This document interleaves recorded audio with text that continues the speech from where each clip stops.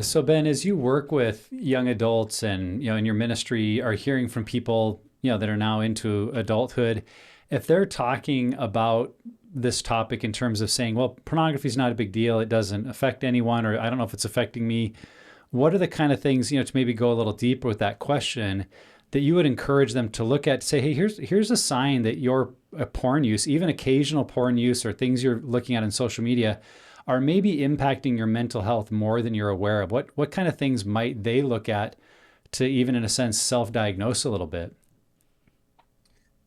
Yeah, well, whether or not we realize it, porn is affecting our mental health, the state of our psychological and emotional well-being. And even on a neurological issue, y'all talk about this a lot, frontal lobe atrophy, the withering away of the high reasoning and judgment portion of your brain. Hmm. Your mental health is not at its peak. It's not at its best if you are consuming pornography. It stops the normal amount of blood flow to your high reason and judgment portion of your brain, and leads to impulsive decisions and brain fog and lack of thinking clearly. So that would be one thing. Another thing is that we just can't help it.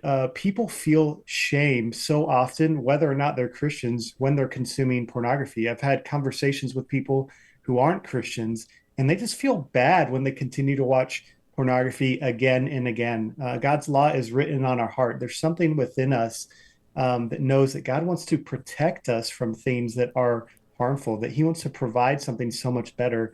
And pornography is not it. It's not God's best for us by any means. It's so harmful. And so this feeling of shame, this feeling of why do I keep doing this, I've seen continue to come up again and again. And then that leads to, it can lead to depression in people's lives. And it's so interesting that it's like if you go to pornography, the cost of that, the cost of going to pornography is your mental health. And then the cost of your mental health is pornography. It's like this feedback loop.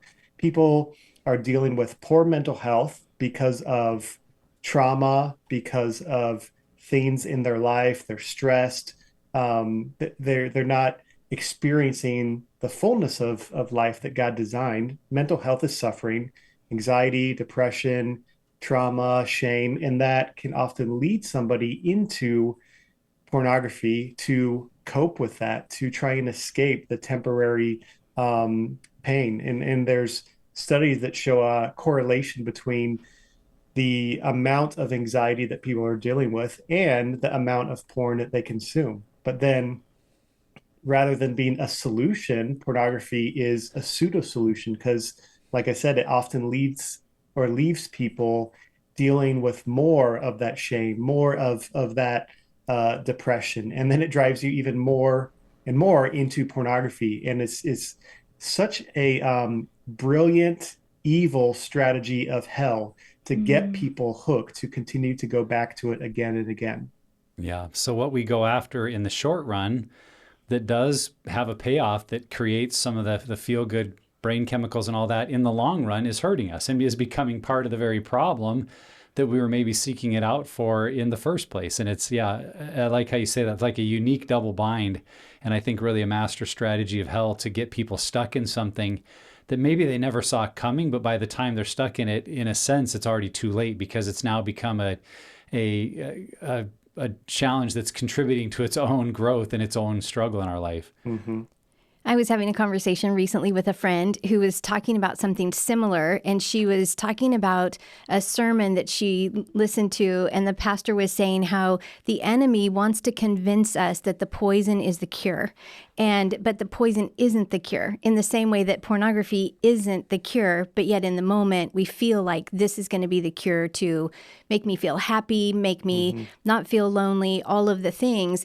And yet that's then become this really empowering phrase for her to just help her recognize that the poison is not the cure. So I think it fits here.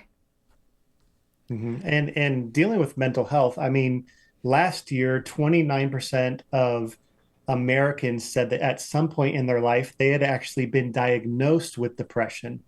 And that's up from in 2015, it was 19% of Americans.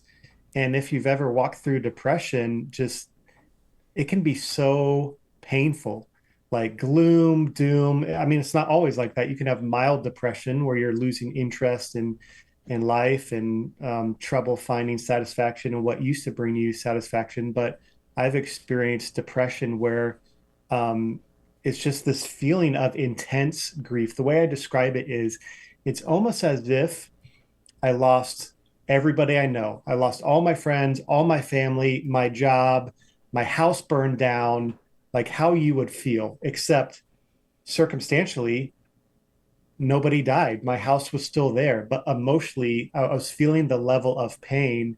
It was like a 10 out of 10 pain. And so, no wonder escaping that, an instant fix, trying to medicate that is going to be so tempting for people today when the amount of people dealing with anxiety, depression, and just want relief is so high.